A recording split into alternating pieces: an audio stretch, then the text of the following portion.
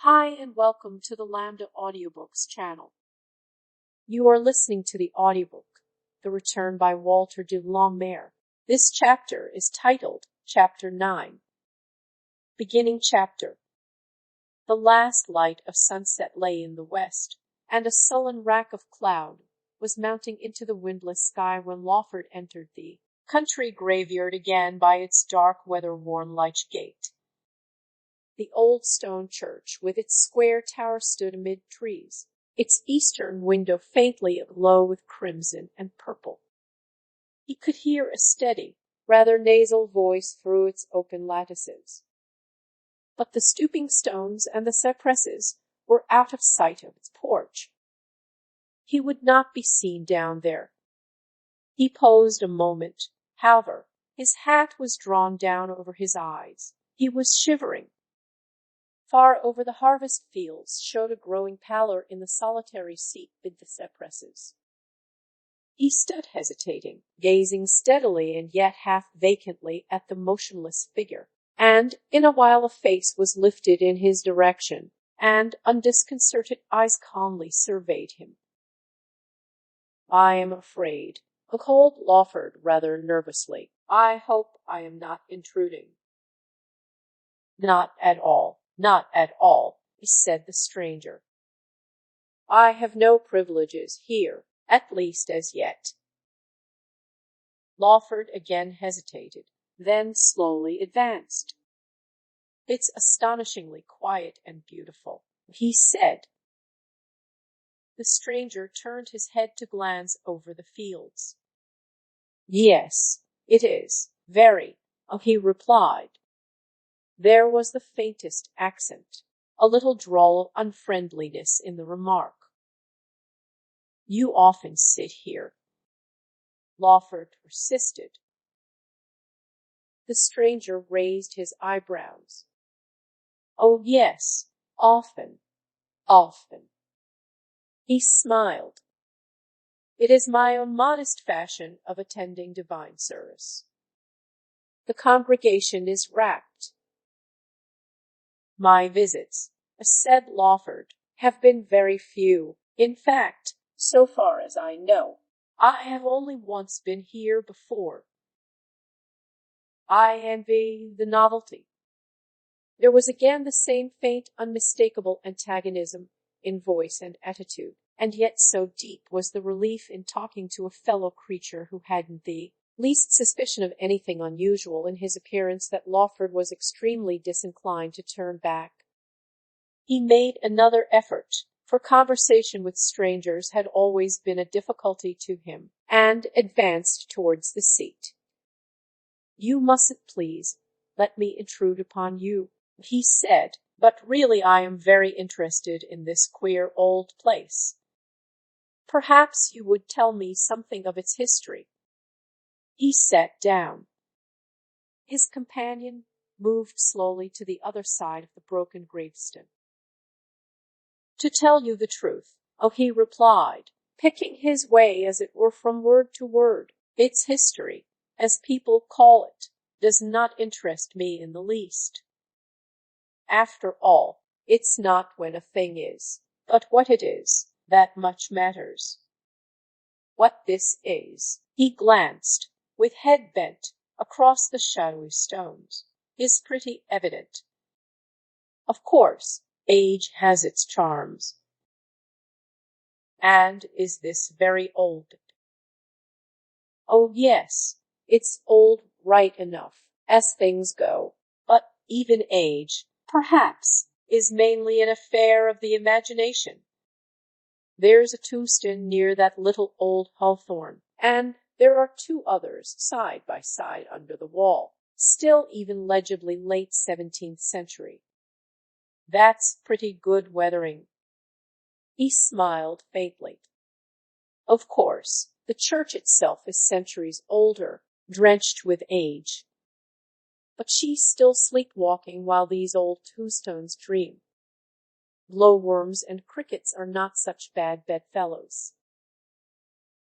"What interested me most, I think," said Lawford haltingly, "was this. He pointed with his stick to the grave at his feet. "Oh, yes, 7th said the stranger. "I know his peculiar history almost by heart." Lawford found himself staring with unusual concentration into the rather long and pale face.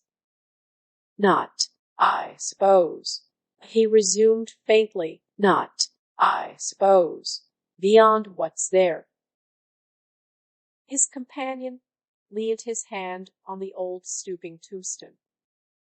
"Well, you know, there's a good deal there," he stooped over, "if you read between the lines.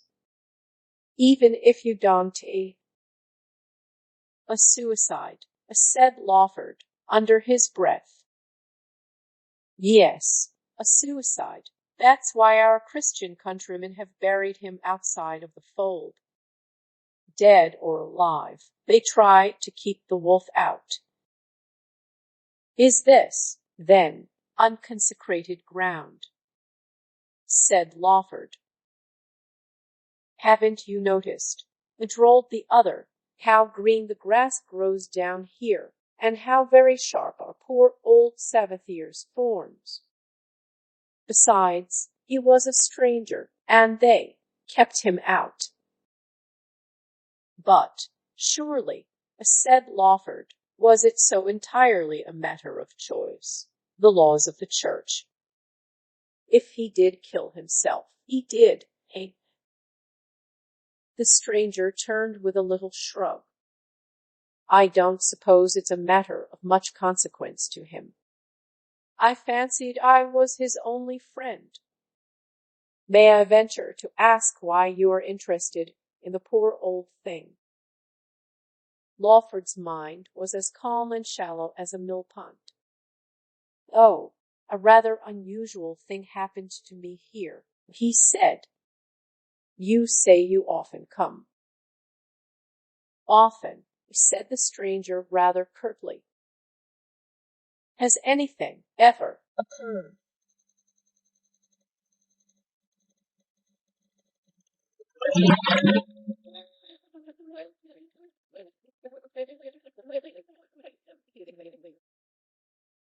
"Occurred." He raised his eyebrows. "I wish it had. I come here simply, as I have said, because it's quiet, because I prefer the company of those who never answer me back, and who do not so much as condescend to pay me the least attention." He smiled and turned his face towards the quiet fields. Lawford, after a long pause, lifted his eyes. "Do you think," he said softly, "it is possible one ever could answer back?" There was a low rotting wall of stone encompassing Sabathier's grave. On this the stranger sat down. He glanced up rather curiously at his companion. "Seldom the time and the place, and the rivenet altogether. The thought has occurred to others," he ventured to add. Of course," said Lawford eagerly. "But it is an absolutely new one to me. I don't mean that I have never had such an idea, just in one's own superficial way, but," he paused and glanced swiftly into the fast-thickening twilight, "I wonder, are they, do you think, really all quite dead, eh?" "Ball and see," taunted the stranger softly. "Oh, yes, I know," said Lawford. "But I believe in the resurrection of the body. That is what we say. And supposing, when a man dies, supposing it was most frightfully against one's will, that one hated the awful inaction that death brings, shutting a poor devil up like a child kicking against the door in a dark cupboard, one might, just quietly, try to get out. Wouldn't you, eh?" he added. "And, surely," He found himself beginning gently to argue again. Surely, what about, say, him? He nodded towards the old and broken grave that lay between them. What, Sevathir? The other echoed, laying his hand upon the stone. And a sheer enormous abyss of silence seemed to follow the unanswerable question. He was a stranger, it says so. Good God, eh? Said Lawford. How he must have wanted to get home. He killed himself, poor wretch. Think of the fret and fever he must have been in just before. Imagine it. But it might, you know, suggested the other with a smile, might have been sheer indifference. Nicholas Savathier, stranger to this parish. No, no, said Lawford, his heart beating as if it would choke him. I don't fancy it was indifference. It was almost too dark now to distinguish the stranger's features, but there seemed a faint suggestion of irony in his voice. And how do you suppose your angry, naughty child would set about it? It's narrow quarters. How would he begin? Lawford sat quite still. You say, I hope I am not detaining you. You say you have come here, sat here often, on this very seat. Have you ever fallen asleep here? Why do you ask, eh? Inquired the other curiously.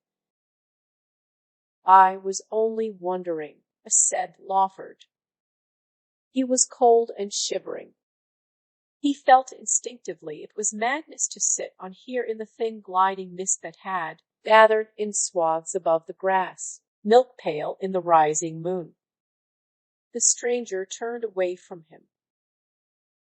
For in that sleep of death, what dreams may come must give us pause, he said slowly, with a little satirical catch on the last word. What did you dream? Lawford glanced helplessly about him. The moon cast lean grey beams of light between the cypresses. But to his wide and wandering eyes it seemed that a radiance other than hers haunted these mounds and leaning stones. Have you ever noticed it? He said, putting out his hand towards his unknown companion. This stone is cracked from head to foot. But there, he rose stiff and chilled. I am afraid I have bored you with my company. You came here for solitude, and I have been trying to convince you that we are surrounded with witnesses. You'll forgive my intrusion. There was a kind of old-fashioned courtesy in his manner that he himself was dimly aware of. He held out his hand. I hope you will, said the other earnestly. How could it be in any sense an intrusion? It's the old story of Bluebeard. And I confess I too should very much like a peep into his cupboard. Who wouldn't? But there, it's merely a matter of time, I suppose. He posed, and together they slowly ascended the path, already glimmering with a heavy dew. At the porch they posed once more. And now there's the stranger that held out his hand.